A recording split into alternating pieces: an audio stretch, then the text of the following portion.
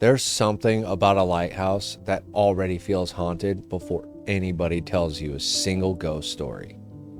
They stand in places people were never supposed to live. On sea stacks, at the ends of narrow peninsulas, on lonely islands where the wind never quite shuts up. In the daylight, they look like postcard, bright towers against blue sky and calm water.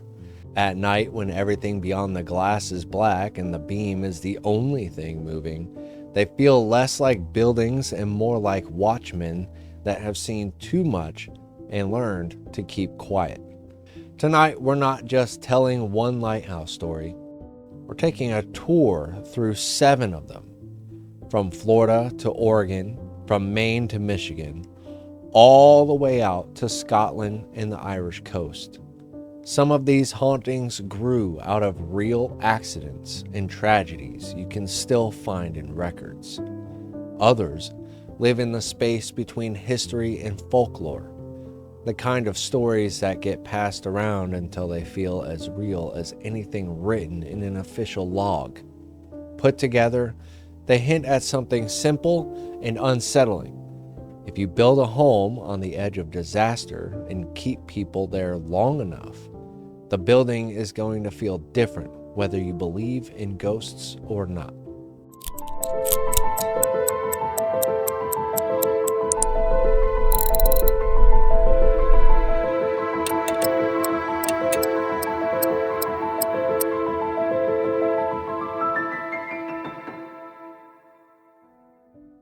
Before we walk into individual towers, it helps to understand the people who kept them running.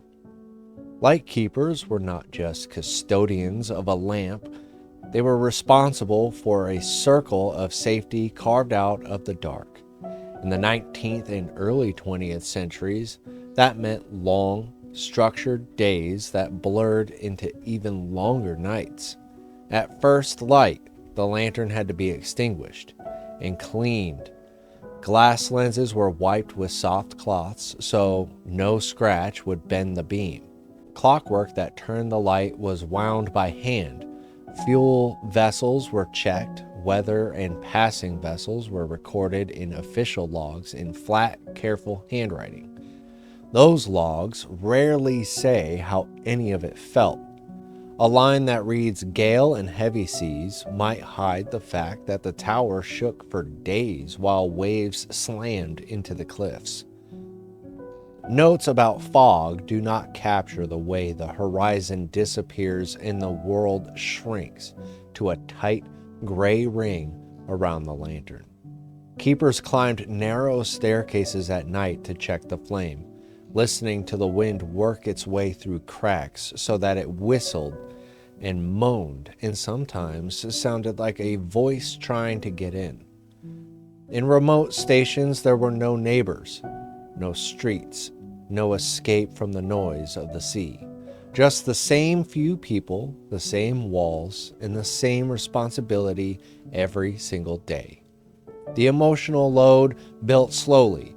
When shipwrecks happened within sight of the light, keepers watched them unfold from above and then lived with the aftermath on shore. They pulled bodies from the surf, talked to survivors about the moment everything went wrong, and then went back up the stairs and wound the mechanism again. Because the light could not go out just because someone died under it. Families felt the strain too. Children grew up with storms that pounded on their windows hard enough to rattle dishes. Partners learned to live around opposite sleep schedules and weeks of isolation. Even if you never see a single ghost, it is easy to imagine why people who lived in that pressure cooker for years came away convinced that the building itself felt crowded even when they were alone.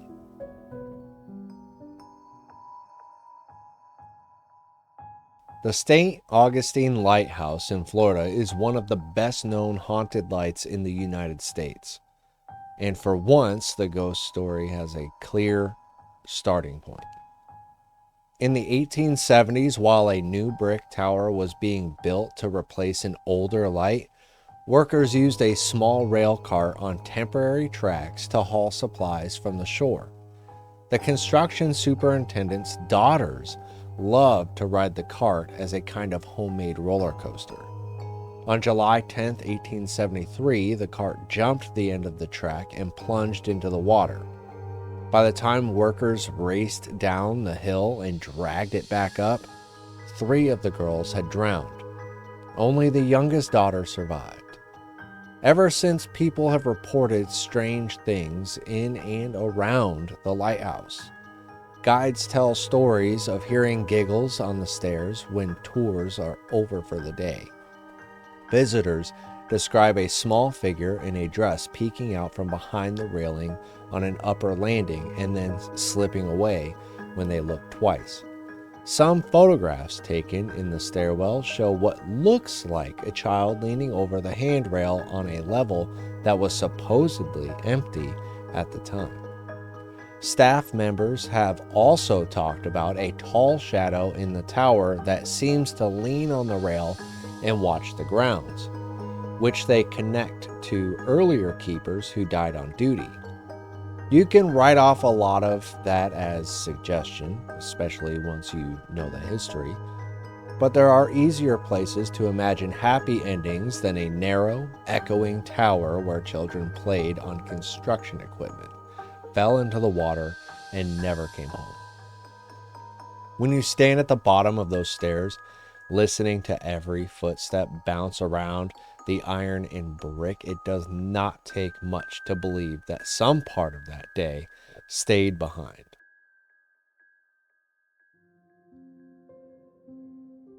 On the opposite side of the country, off the rugged coast of Oregon, Tillamook Rock Lighthouse looks like it was built on a dare. The tower sits on a jagged sea stack nearly a mile offshore, a little structure clinging to a slab of basalt that waves hit from every direction. Before construction even began, a surveyor named John Traywaves was scouting the rock when he slipped, fell into the Pacific, and vanished. His death was a preview of what working out there would be like. Building the lighthouse meant blasting a flat space out of the stone while the ocean tried to erase both workers and equipment. Storms rolled in without much warning. Swells smashed against the rock and exploded upward in columns of spray that drenched men working well above the waterline. Supplies and tools went missing into the sea. Even after the lamp was lit in 1881, the place never really settled down. Keepers wrote about storms that rattled the entire tower, about waves that threw debris high enough to crack windows in the lantern room, and about nights when the fog was so thick that the world outside shrank to nothing but sound. The isolation was just as punishing as the weather. There was no town, no quick trip to the shore, just stretches of time where the only faces you saw were the same few men you lived and worked with. Foghorns groaned through the night at set intervals that wore on nerves. When the light was finally decommissioned and sold, it briefly became a storage place for human ashes, turning Terrible Tilly from a dangerous workplace into a literal cemetery over the sea. Today, the structure is abandoned and off limits, battered by storms and filled with the memory of decades of fear and a short, strange chapter as a home for the dead. If any lighthouse has earned a reputation for bad energy, it's the one that scared people before anyone even tried to move in.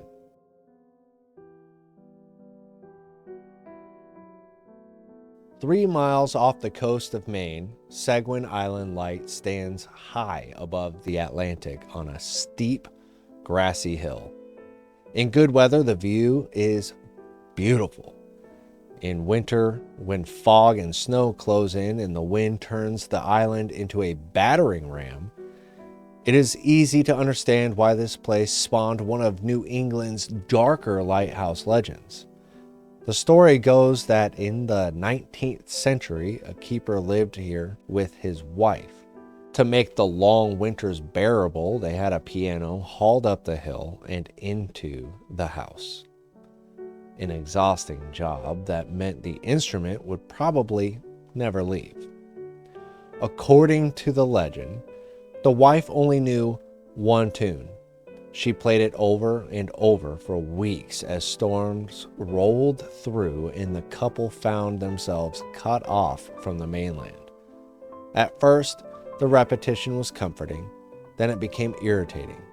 As the winter dragged on, with the same gray sky outside and the same melody filling every corner of the house, the keeper's patience snapped.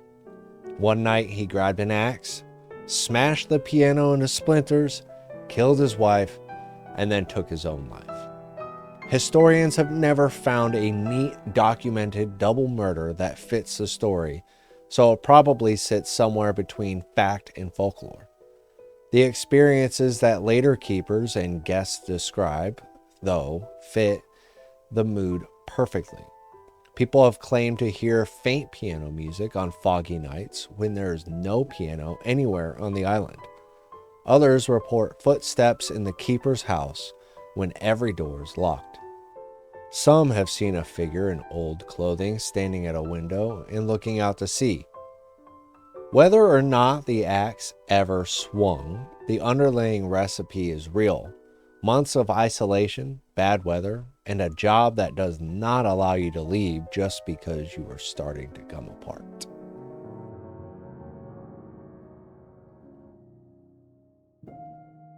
Far out in the North Atlantic off the coast of Scotland, the Flannan Isles Lighthouse stands on a steep, grass-covered rock called Eilean Moor.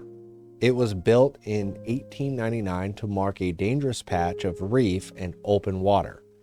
A year later, it became the center of a mystery that has never entirely let go of the public imagination. In December of 1900, a passing steamer noted that the light appeared dark during a storm. When the relief ship finally reached the island a few days later, the crew immediately noticed that something was wrong. No flag flew on the mast. No one came out to meet them. The compound gate was closed. When men from the relief ship went ashore and entered the lighthouse, they found an unsettling scene. Beds were made. The kitchen table was set, as if a meal had either just finished or was about to begin. One chair lay on its side. 2 sets of heavy oilskin coats were missing from their pegs, but a third still hung on the wall, as if one keeper had gone out in a hurry without proper gear.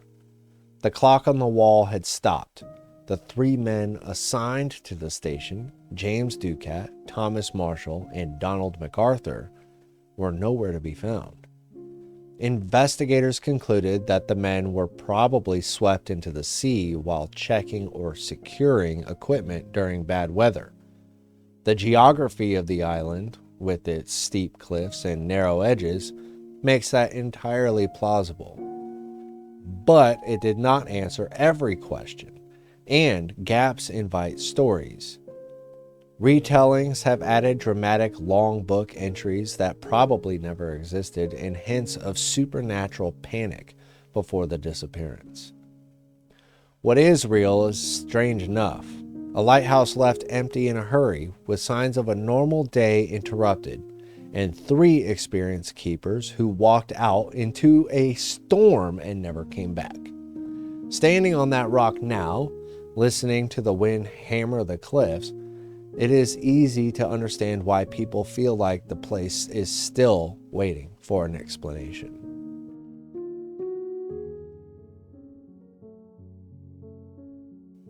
In Lake Michigan, the South Manitou Island Lighthouse looks out over a stretch of water that was once one of the busiest and most dangerous shipping lanes in the region. Ships passed between the island and the mainland to shave time off their journeys. When sudden storms rolled in, that narrow corridor turned into a trap. Wooden vessels broke apart on shoals, steamers lost power and drifted onto sandbars. Bodies and debris washed ashore for days after a big wreck. The island became a place where the living and the dead piled up together. Sailors who could not be identified were buried in simple graves near the dunes. Local stories talk about a ship carrying passengers sick with cholera that supposedly left its most ill on the island to die in quarantine. Their bodies buried in a mass grave. Whether or not every detail of that story is accurate, the basic truth is that a lot of people took their last look at the world within sight of that light. Today, hikers and campers still talk about South Manitou in careful tones.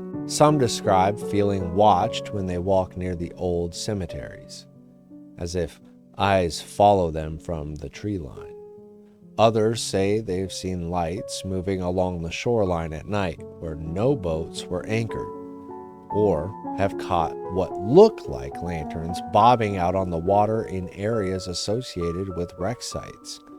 Inside the lighthouse itself, visitors have reported footsteps on the stairs when no one else is climbing, or the sensation that someone is standing very close behind them on the balcony when the platform is empty. Whether you blame ghosts or the power of suggestion, it is hard to stand there looking out over a lake that has swallowed so many people and not feel a little uneasy.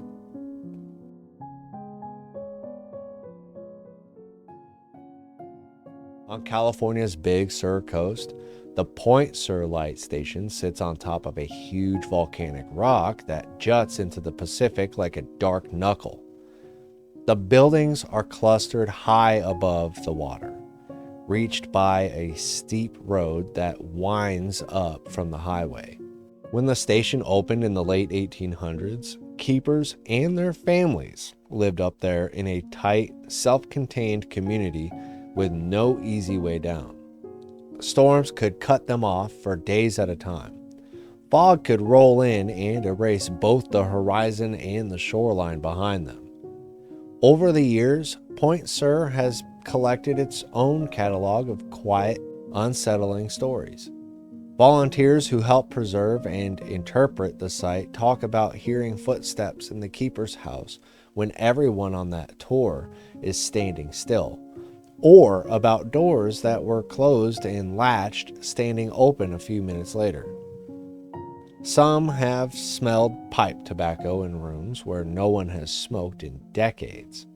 Others report the feeling that someone just brushed past them on the stairs when there's no physical space for another person. There are also more traditional apparition reports. Visitors on evening tours have claimed to see a woman in old-fashioned clothing near the edge of the cliffs, looking out over the sea and then fading into the dusk. Others say they have seen a shadow walking the catwalk around the lantern room as if still on duty. The rational explanations are easy: creaking wood, wind, a suggestible mood, and the power of a good story.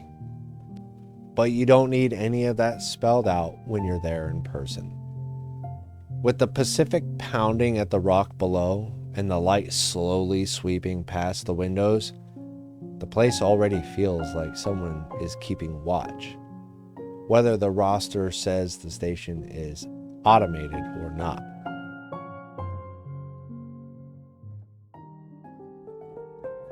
Across the Atlantic again, on the southeastern coast of Ireland, Hook Lighthouse stands on a rocky headland that has been warning sailors away from the shore for roughly 800 years, long before there was a modern lens in the tower. Monks kept fires burning there as beacons for ships entering Waterford Harbor. Later, civilian keepers and their families took over the job. Storms battered the point. Ships came too close and left their bones on the rocks. The tower stayed in place, doing the same work through wars, regime changes, and new technology. With that much time behind it, Hook has gathered plenty of ghost stories. One of the most common involves a phantom keeper still doing his rounds. Visitors and staff have reported hearing heavy steps on the spiral stairs when no one else is climbing. The sound of boots on stone moving steadily upward and then stopping just out of sight. Some say they have seen a man in work clothes at a landing who vanishes when they reach that level. Others describe sudden cold patches in the tower on otherwise mild days, with a feeling of a presence passing them in a space too narrow for another person to slip by. The headland itself adds to the atmosphere. The rocks drop into rough water. Wind comes in hard off the sea. Not far away sits Loftus Hall, a mansion infamous in its own right for ghost stories about a mysterious visitor who may not have been human. Taken together, the landscape and the legends make it easy to understand why people assume someone is still walking those stairs at Hook, listening to the weather roll in just like keepers did centuries ago.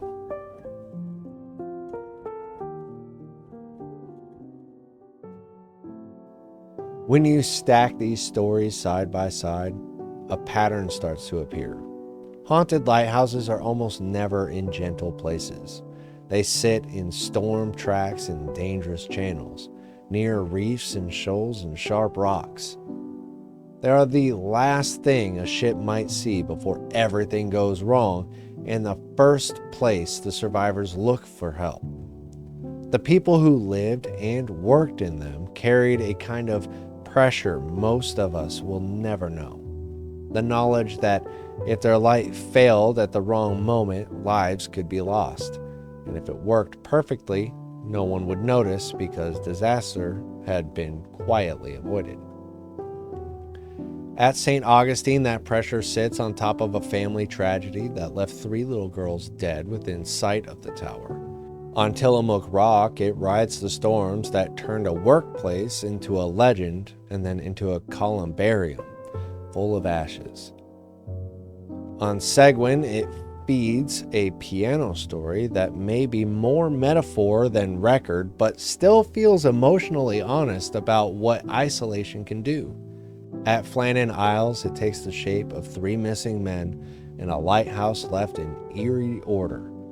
South Manitou's light looks out over shipwrecks and unmarked graves. Point Sur watches an unforgiving patch of cold water from a pedestal of stone. Hook Head has simply been standing there for so long, through so many storms and wrecks, that you start to feel like time itself must be piled up inside the walls. You can say that the footsteps people hear are just old boards settling, that the voices are wind and imagination, that the figures in the corner of the eye are tricks of the light. All of that is probably true at least some of the time, but there is another truth sitting alongside it. Lighthouses concentrate fear, relief, exhaustion, and grief in one narrow column of stone and iron. Whether you call that a haunting or just the emotional weight of history, it changes how the place feels. So the next time you see a photograph of a lighthouse at sunset with calm water and a clean white tower, remember that the camera is leaving things out. These buildings were not built for sunsets. They were built for the worst nights anyone on the water will ever have. Some of them are still doing that job. Some of them have gone dark. But in the stories keepers and visitors tell, a lot of those lights are still shining for more than just passing ships. They have become, in their own way, beacons of the dead as well as the living.